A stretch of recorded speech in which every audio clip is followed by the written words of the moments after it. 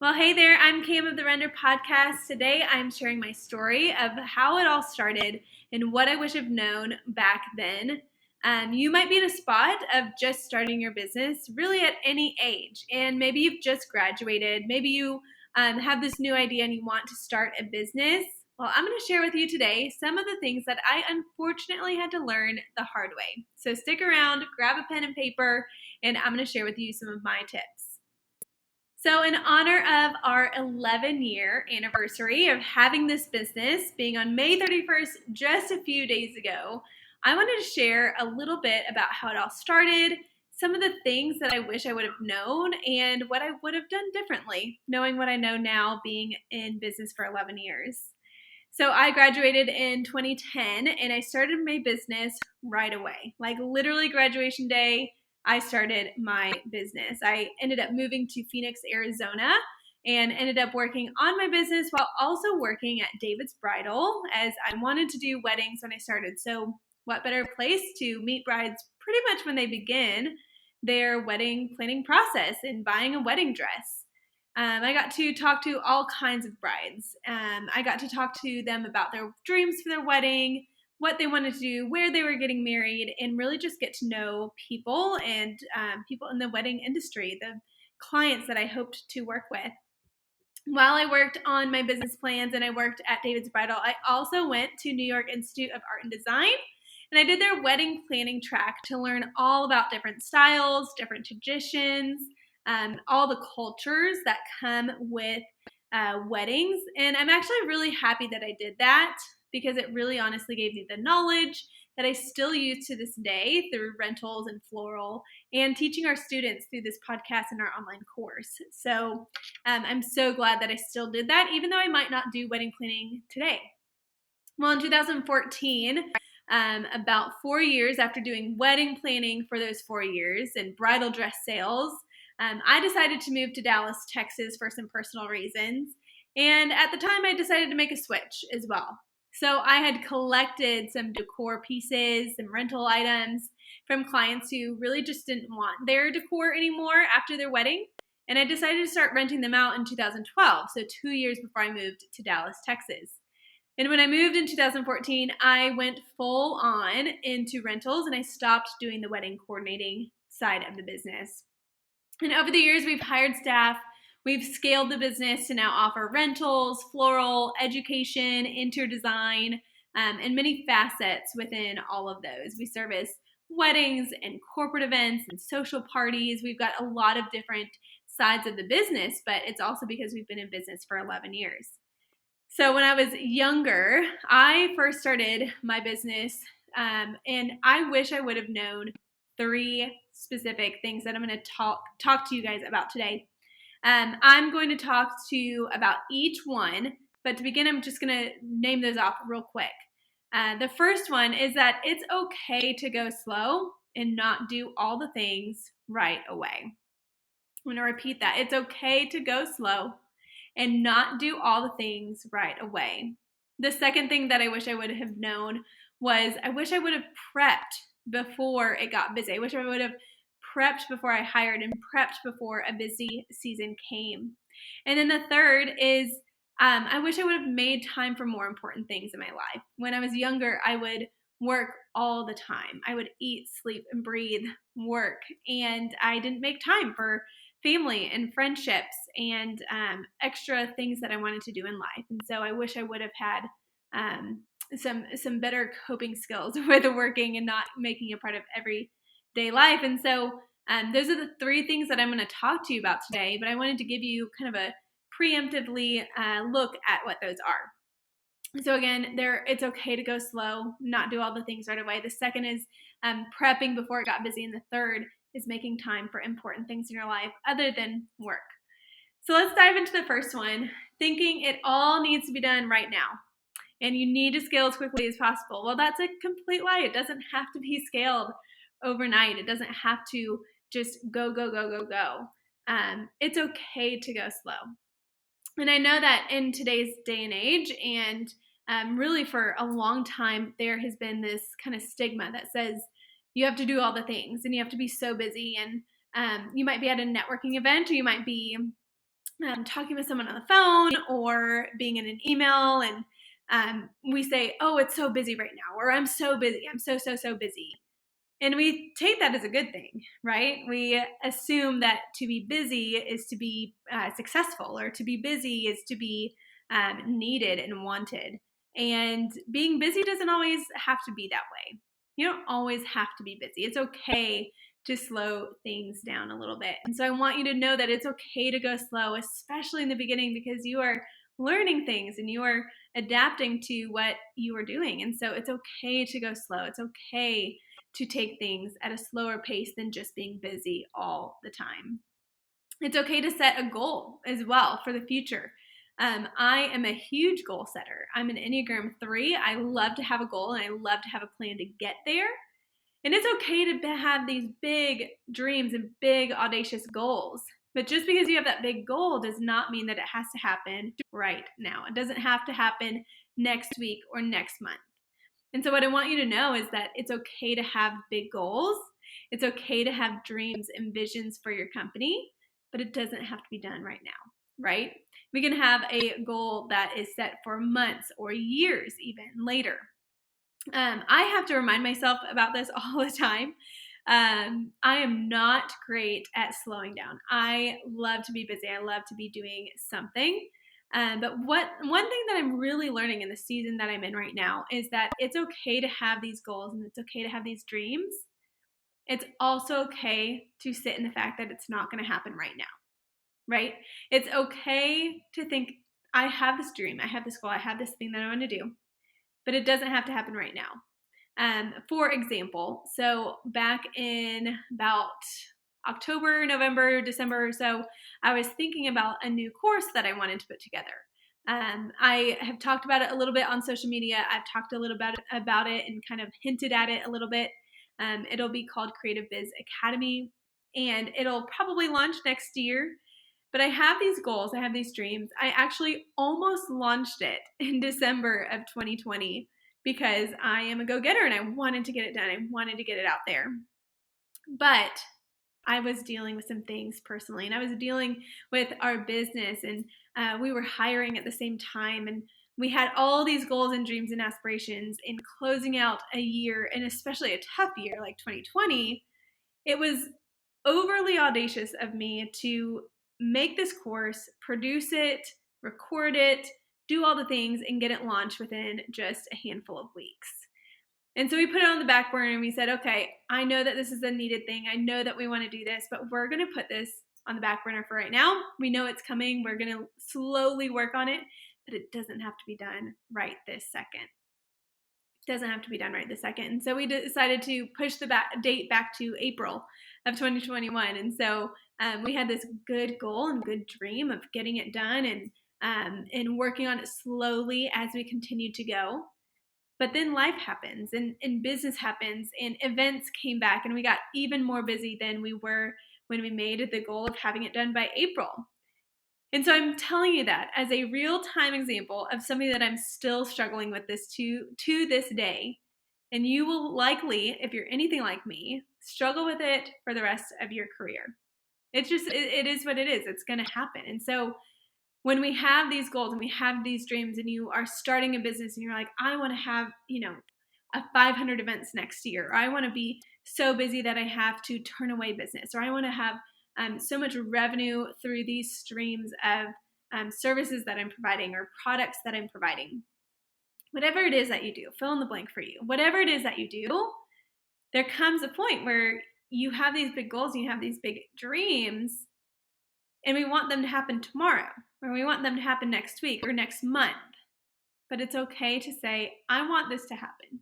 I want to be busy. I want to have this revenue goal. I want to have this product goal or team goal or anything goal-wise. But I want you to get okay with you just sitting in it and saying, it's going to happen. I'm going to make sure it happens, but it's not going to happen right now. And so that's the first thing that I want you to know, that it's okay to go slow, and it's okay, and it's in fact good sometimes to not do all of the things right away. And I know that's hard as someone who does a lot of things with our business. Like I said, we have a rental company and floral and education and interior design. And so I know that if you are listening to this or watching this later and you are like, hey, I just started my business and I want to be like you, or I want to be just as busy as you, or I want to have the same type of business. Well, I want you to understand it's taken 11 years, 11 years, more than one full decade to get to where I'm at right now, to get to a point where we have a strong team, to get to a point where we have this big building that we have. It's taken 11 years, and I certainly did not start here. I started in my office at my house, at my kitchen table.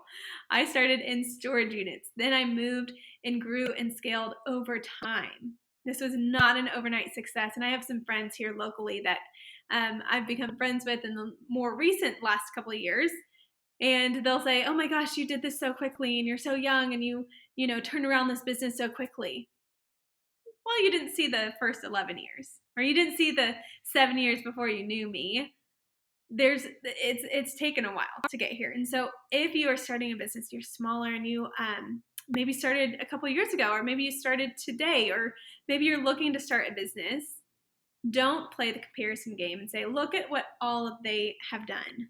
Look at how busy they are. Take it slow. Take it slow. Have the dreams, have the goals. And those are good to have. It's good to have goals and dreams. But it doesn't all have to be done right now. It doesn't all have to be done next week or next month. It can be done next year or 5 years from now or 10 years from now. And it's okay just to be present in the business that you have and the life that you have, and dream for those things and work on them. And you can have small little things that you're doing every day or every week or every month to get to that point. But don't kill yourself doing it. It's okay to take it slow. That's the first thing that I want you to know. It's okay to take it slow. All right, the second thing that I want to talk to you about is being prepped for when it does get busy. So, like I said, it's okay to take it slow. But at some point, all this hard work that you're doing, if you're working on the right things, there's a difference between working hard and working hard on the right things, right? We could be working really hard on a whole bunch of things, but if they're not the right things that are going to move the needle, then they might not be the things that we need to work on, right? So I want you to really think about what you're working on, and are they getting you to a point that's achieving your goals? And while I say that, I want you to also be prepped for when it does get busy. Because if you are working on the right things, and you're working on the things that will make you busy, or you're working on the things to get to a point where you can hire some employees and some help, if you're getting all this work done to where you have multiple streams of revenue coming in, or whatever your goals are, whatever your dreams are, whatever you want to achieve in the next year, 5 years, 10 years, be prepared for when it gets busy. Be prepared when it's time to hire. I hope you hear what I'm saying, because I remember being so stinking busy and thinking maybe a year or 2 years before that, man, I can't wait to be busy. Cannot wait to have people on my team. I can't wait to be so busy that I'm turning away business. But what I failed to do in the dreaming to getting to that place, and the dreaming to being busy and having to turn away business because you're so busy, was that I failed to prepare to be at that place. What I mean by that is I failed to get to a point where when I hired someone, or when I was so busy that I didn't have the tools and the things and the resources and the ways to do those successfully, because I was dreaming and I was working so hard to get to that point. So what I want you to know is that if you are not being prepped for being busy, and you're just rolling with your punches and you're just doing all the tasks, and all of a sudden you wake up and you're like, oh my gosh, I have so much to do, I need to hire, but you're not ready to hire, your hire is going to be failed. If you're not prepped for the busy, if you're not prepped to hire, if you're not prepped to take on so much business that you are working so much, then we're going to fail in those things. Things are going to get missed. Things are going to be forgotten. You're going to have an email list that is so long that you have to respond to. You're going to have task list upon task list upon task list that you just can't seem to cross everything off of. And so I want you to think about right now, if you are not super busy, if you don't have staff yet, if you are in the hoping and the praying and the wanting stage of wanting what is to come, I want you to simultaneously work on what does it look like when that happens? What does it look like when you hire someone? So, for example, in 2017, when I was going from like 50 events to 100 events, and we went from 100 events to 250 events, we went from 250 events to 500 events, we literally doubled our business over the years. And what I failed to do was in the 50 events, and when we were doing 50 events total for a year, that means like one a week, to doing 500 events a year, which is way more. What I failed to do is work on what does it look like to have 500 events. So in 2017, when I was getting ready to hire, when I was getting ready to make my first hire of Kaylee, who's on my team, you've heard her in the past on our podcast, and perhaps you've worked with her or heard from her if you've been around for a little while.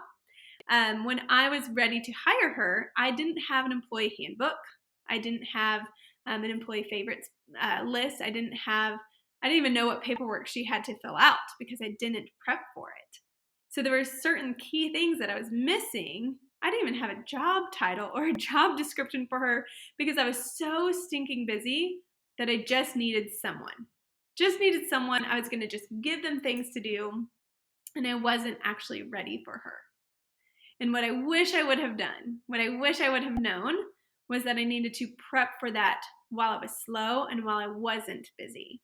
See, when we're not busy and we're not getting crazy time with all of our task lists and emails to respond to and employees to hire, when we aren't in that season, we think, well, what's the point? Why do I need to do that if that's going to be years from now? Well, you don't know that it's going to be years from now. It could be next month or 2 months from now. But you're going to get too busy, and it's going to be a slow climb to that. And you have the time now, but you won't later. And so what I want you to do while it's slow and while you are prepping for the busy season and while you're prepping to maybe hire in the next year or so, is I want you to prep those things now while you're slow. I want you to prep those things now. If you are ready to hire, figure out what do you need that employee to have and to fill out before you hire them. Have an employee handbook. It does not have to be something official. It does not have to be what you would think an employee handbook comes when you go sign up for a corporate job. It could just be a list of expectations. It could be a list of, hey, I want you to show up in business casual attire. I don't want you to show up in leggings. Or I want you to respond to emails this way. Or I want you to, whatever it is that you have an expectation for, write it down. It does not have to be something super official and 15 pages long. It could be just a one-sheeter that says, hey, here's some simple expectations, and I might add to this list as we kind of get to know each other and get to a point where it feels normal to have somebody else here instead of doing it all alone.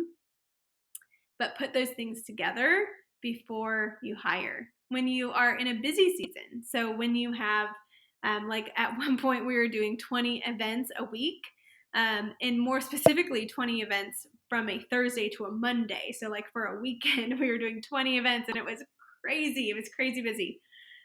And what we didn't do before it got busy, because we were hoping to get that to that point, but what we didn't do before we got there was we didn't have SOPs, which is the standard operating procedure.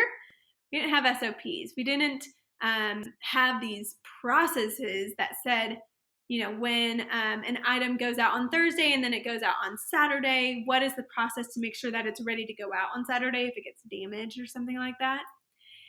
We didn't have, you know, when we have multiple events, how are we scheduling our staff?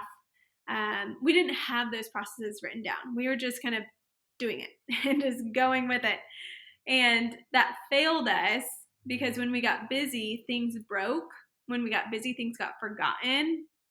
I remember very specifically on a very, very busy weekend, my team calling me at, 10 or 11 a.m. or so.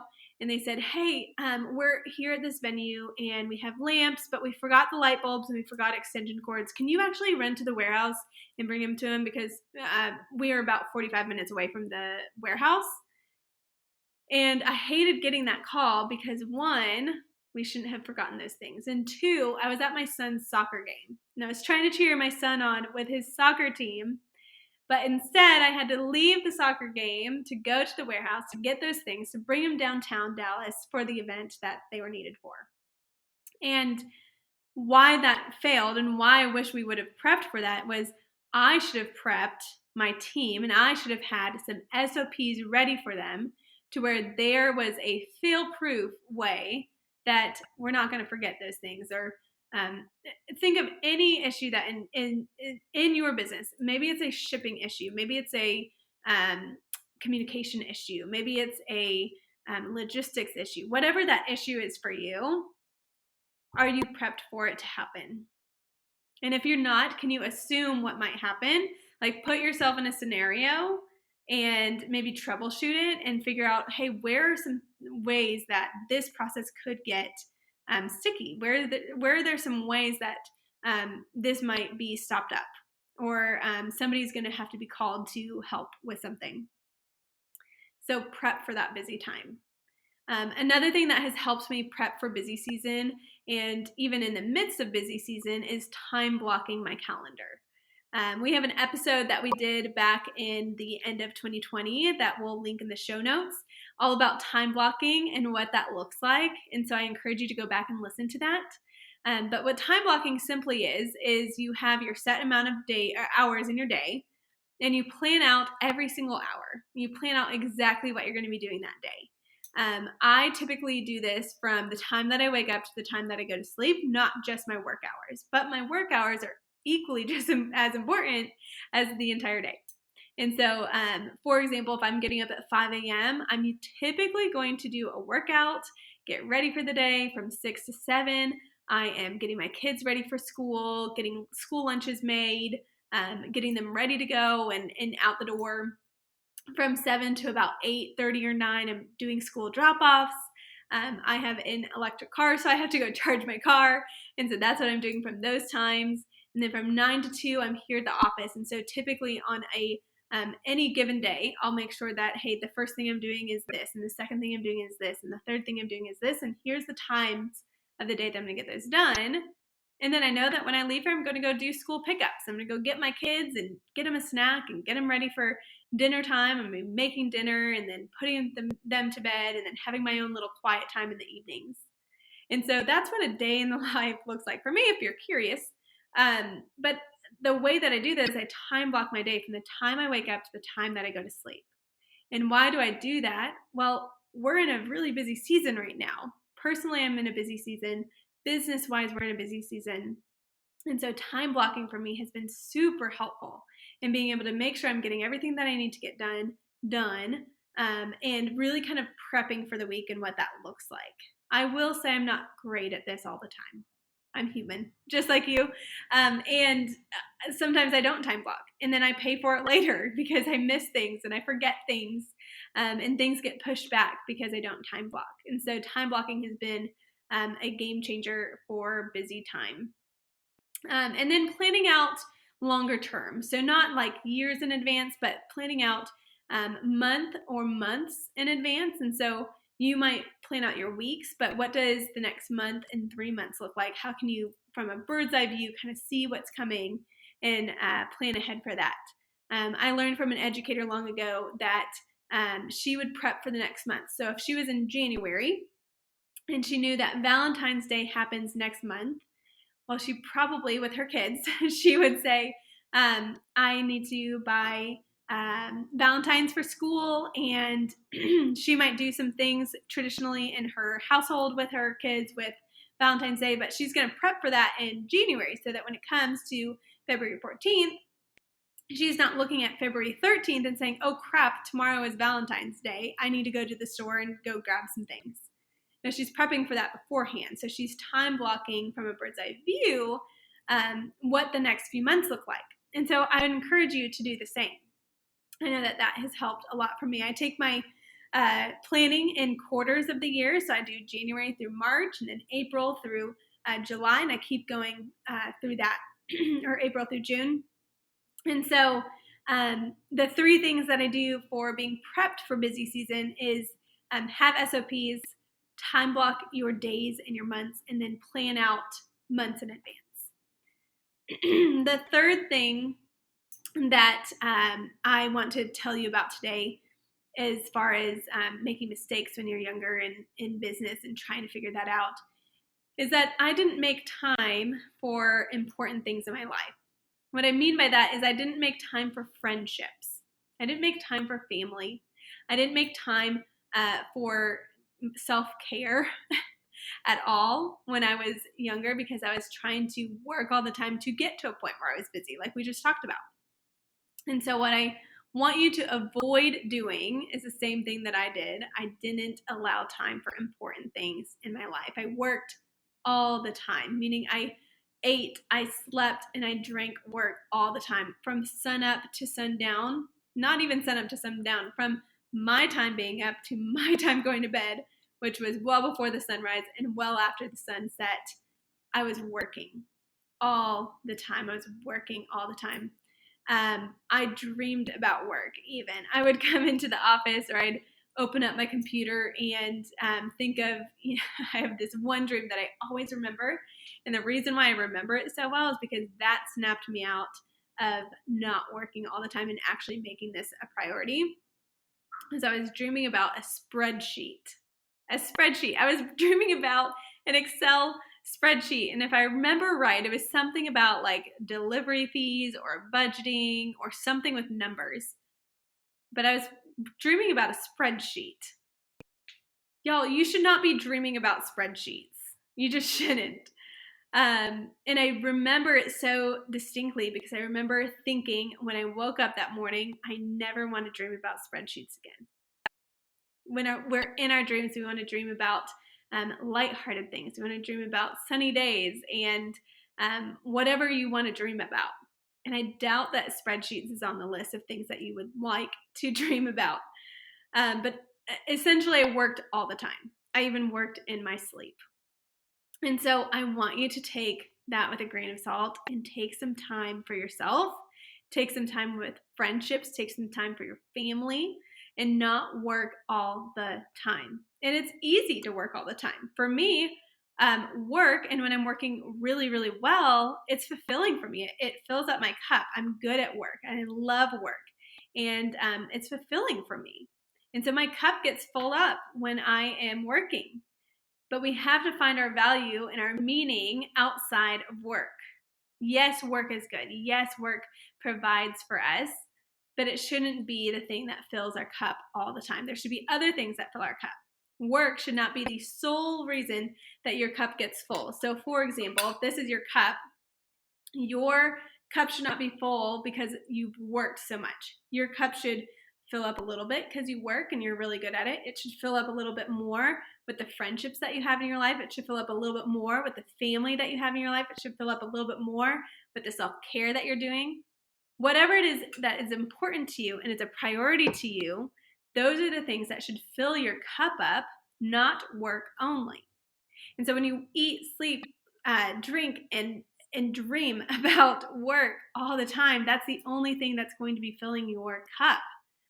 And so we have to think about work and the things that we do that fill our cup with what do we want our cup to be filled with. Probably work is one of them if you're good at it and you love your job. Maybe you don't love your job and so you don't want work to fill your cup. Find a job that you do like. But it should also consist of your friendships and your family and love relationships and self-care and your faith and all these other things that fill your cup up. It shouldn't just be work. And so if we are working all the time, that's the only thing that's going to fill it up. And similar to what I just talked about with time blocking and planning out, you really need to get really good at maximizing the time that you are at work. Right now, for me, for example, I'm only working from about 9 a.m. to 2 p.m. because I've got to drop my kids off at school and pick my kids up as a single mom. And so because I have to do that, I have to be really strategic at maximizing my time at work. And so you might have a whole lot to do on your plate. And when I was working from the time that I woke up to the time I went to bed, I'll be really honest with you right now, I was not working all of that time. I was filling my mind with dreams. I was filling my mind with maybe browsing on Facebook and going through groups and thinking that, oh, this is work. I'm engaging in work stuff. It's not really work all the time. And so when we are doing that, we want to make sure that if we want to have a life outside of work, if we want to make time for important things in your life, like friends and family, that you set some business hours and you set some hours that you are working.